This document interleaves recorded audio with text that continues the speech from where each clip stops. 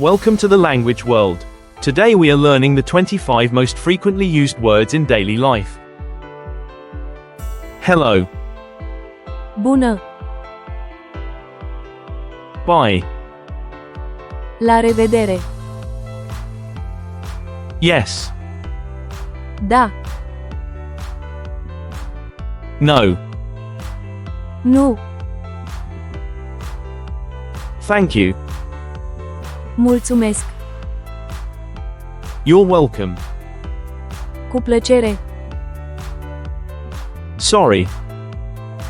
Scuze! How are you? Ce mai faci? Good. Bine! Bad. Rău! It's okay. Bine! Maybe. Poate!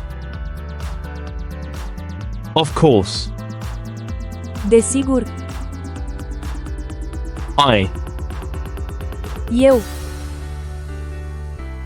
You. Tu! You. Dumneavoastră! He. El!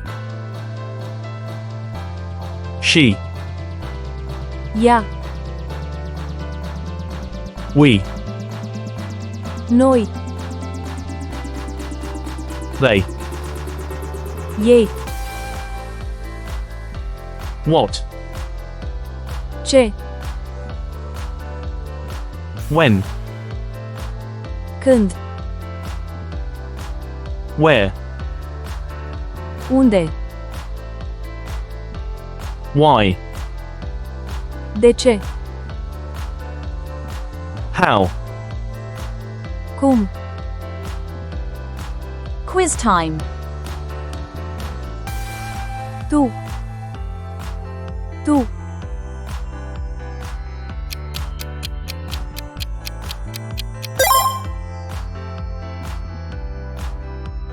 Desigur! Desigur! The answer is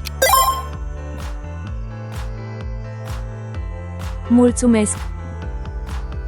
Mulțumesc!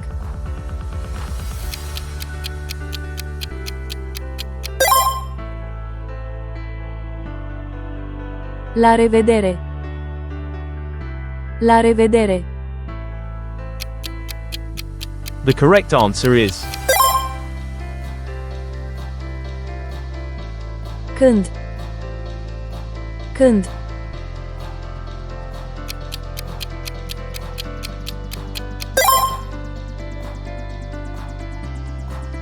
Scuze! Scuze!